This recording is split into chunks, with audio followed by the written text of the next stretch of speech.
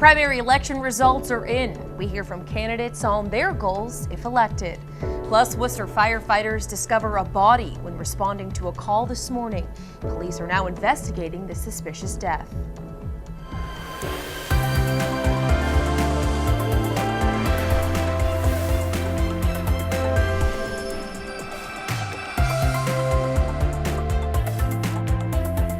Good evening and thank you for joining us. I'm Anna Botari. It's election day in Worcester, and with a little more than 8.5% of the city's registered voters participating, turnout was low. Candidates for city councilor at large and school committee spent much of Tuesday campaigning in hopes of moving on to the November election. Our Cam Jandro joins us now in Worcester. He spoke with a few of the city councilor at large candidates today and joins us now with one. Cam? Good evening, everybody. I'm joined with Tony Economou. Tony, you ran for at-large council this time. You're a former District 1 city councilor. If you are elected in November, what are some of your priorities moving forward? So look, Kim, thank you for having me tonight. And my priorities are what the people are asking me about. They want good schools, so that's always been a priority of mine. They want their parks to be in great condition. That's always been a priority of mine, too. So going forward, those are two of my biggest priorities. My third priority is to how do we harness the energy of our downtown, all the building and new things that are going on here, and bring that back to our neighborhood business districts. Those are a few of the things that I look forward to working on going into November and going into January. Tony, thank you for your time. We also spoke to a few candidates running for at-large city councilor, asking the same question. What are some of their priorities? It's making sure everybody has access to the success that's going on to the city of Worcester. That means everyone, and make sure it translates into good paying jobs for people that live here in the city of Worcester. I think that's a priority. Priority is to finish the deal with the Red Sox, make sure that stadium gets built on time, make sure Doherty gets built on time, along with South High is pretty much on schedule. They're worried about the rising prices of homes and renters getting priced out.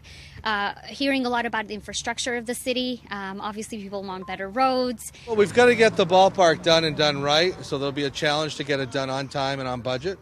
I'm confident we will, but that'll be a challenge. The placement of the new Doherty High School has seemed to become a little bit more controversial or contentious than I thought it would be, so we need to get that done right. It's important that we supplement the great teachers and the great education with a great school facility. So I'm really looking forward to some of the changes there. People want to live in a safe community. First concern is like how much money are we spending and how do we plan to recoup that? Not just, it'll come. It's not magic. Making sure there's positive youth initiatives and that opportunities for our youth are something that happens citywide. Also, community engagement with our police and vice versa.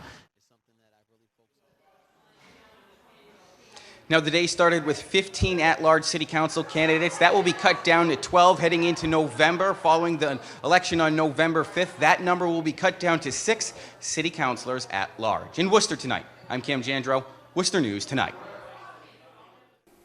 Mayor Joseph Petty leading all vote-getters tonight, followed by fellow incumbents Kate Toomey, Gary Rosen, and Christian King. A couple of challengers following incumbent Morris Bergman in slots 5 through 8. And longtime candidate Bill Coleman leading the final 4 qualifiers, which includes a couple of first-time candidates. Moving now to school committee election results. 5 of the incumbent candidates will move on to November, joined by 7 of the 8 challengers. Incumbent Jack Foley was the leading vote-getter tonight. Incumbent Molly McCullough and newcomer Laura Clancy round out the top 6, with incumbent Diana Biancaria and challenger Gemma Camara close behind. For the first time in decades, there's a preliminary election for school committee. 13 candidates were in the running tonight. We caught up with some of the candidates who share what they'd like to accomplish if elected. Overall, just adding more opportunities both academically and vocationally, teaching the whole student as far as the social emotional learning components, and just providing all of our students with the best educational opportunity possible. Really look at the state level to try and find the dollars that we need to make sure the schools are funded properly. And I think the other issue is really make sure that our deliberations and our discussions are really transparent and obvious to everybody, to have a lot of public forums. My first issue is to really get parents more involved in the school system and to set policies and procedures to get more involvement in that way. And I would also like to get more vocational services in our school system. Knocked on a lot of doors, and everyone is concerned about the nature of the special ed program in the public schools. So we definitely need to figure out solutions to help students with special needs. Other things that I've heard, the sex ed curriculum, of course, and also getting a more equitable program, STEAM-based program in all of the public schools. Ensure that we have opportunities for every student. We keep a positive image of our Worcester Public Schools. We have 25,000 students that depend on us. We have 4,500 employees that depend on us. And I feel as though as school committee members, we need to continue to have the items on the agenda when we have our Thursday meeting that cover all areas of our school. The general election is Tuesday, November 5th. Worcester police are investigating a suspicious death after firefighters responding to a call find a body in the woods off of Granite Street. The discovery has people who live and work in the area concerned. Our Erin Keating has the details. I've been here 20 years. We've never had anything like this. Deborah Young watched as investigators examined the woods near her work at Standard Auto Wrecking on Granite Street. Firefighters told police they found a body there while responding to a fire around 6 a.m. Tuesday morning. Young says the road is typically very quiet. You just wonder, how did they do that without anybody driving by and seeing them? But it is because this street is so out there, it's just nobody's around. James Vega lives in the area near Granite Street. He says investigators on the scene seem to be upset by the discovery. I saw one investigator and then I saw a police officer who came out and he was actually tearing up after he saw what had happened and then he drove away. Worcester police confirmed the death appears to be suspicious. The medical examiner was on scene and removed the body. Young and contractor Jeffrey Coy say the area has had issues with illegal dumping, but nothing ever like this. When we hear of the illegal dumping and stuff like that, our minds instantly go to foul play of some sort. Suspicious activity makes me even more nervous because we work right here, and I heard it happen in Worcester, but not right here. This is my backyard. It's too close to home. District Attorney Joe Early was on scene but left shortly after he arrived. We are still waiting to hear on the identity of the person found. Worcester police say they will release more information once it becomes available. They are asking anyone with information to let them know. In Worcester, Erin Keating, Worcester News Tonight. Several communities across the state are now considered at high or critical risk for EEE. The conditions are keeping the Central Massachusetts Mosquito Control Project busy this summer. Our Chandler Walsh has more. Everything, put the date in. The Central Mass Mosquito Control Project has sorted up to 80,000 mosquitoes in their lab this year.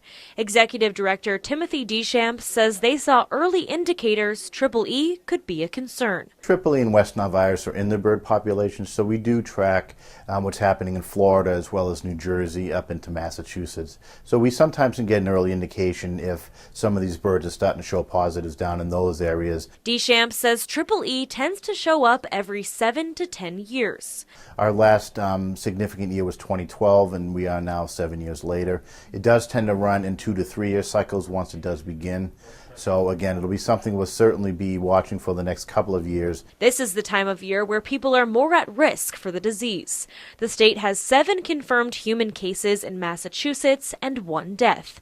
It has communities who aren't part of Central Mass Mosquito Control looking to join. People are out and about this time of year and they want to play their sports and take their walks and all that kind of thing. And then, you see these clouds of mosquitoes around. Uxbridge is at critical risk for EEE with 1 confirmed case in a horse. Interim town manager Peter Heckenbleichner may also request emergency spraying before they're able to join the project. Going to really rely on the project's expertise and recommendation on that. Central Mass Mosquito Control has doubled its building space and increased operations. Deschamps says it's due to the growing demand for services. He says factors like climate change have made mosquitoes more prevalent over the last decade or so. The environment is getting warmer, so mosquito species have been moving northward. Unfortunately, some of these are disease-transmitting type of species. Uxbridge residents need to approve joining the Central Mass Mosquito Control Project at a town meeting before the town can make the move. Deschamps says the risk of EEE won't go away until the first hard frost, which typically happens in mid-October. Chandler Walsh, Worcester News Tonight. More aerial spraying for portions of Worcester at risk for Triple E and West Nile virus was set to begin this evening and go until 4:30 Wednesday morning. The town of Sudbury is also doing a second round of mosquito spraying. It comes after a 5-year-old girl tested positive for Triple E. She's in the hospital in critical condition. Several communities throughout the state will get additional aerial spraying over the next week. This includes many communities in Worcester County, such as Auburn, Oxford, Webster, and Uxbridge. A flash mob of sorts in Worcester aims to raise awareness for suicide prevention. Instead of inviting people to do a synchronized dance, the United Way had people draw chalk hearts. The goal was to have 100 hearts on the Worcester Common Oval. President and CEO Tim Garvin says the organization has also made a donation to the American Society for the Prevention of Suicide. So for the third year in a row, we've made a $1,000 sponsorship donation. That will go 100% into mental health services for kids in central Massachusetts or anybody who might be contemplating suicide, so they have somebody to talk to, so there are counseling skills, so there's somebody that they know cares about them. This weekend, there will be a walk to prevent suicide called Out of the Darkness. The walk will begin on Saturday at Institute Park at 10 a.m.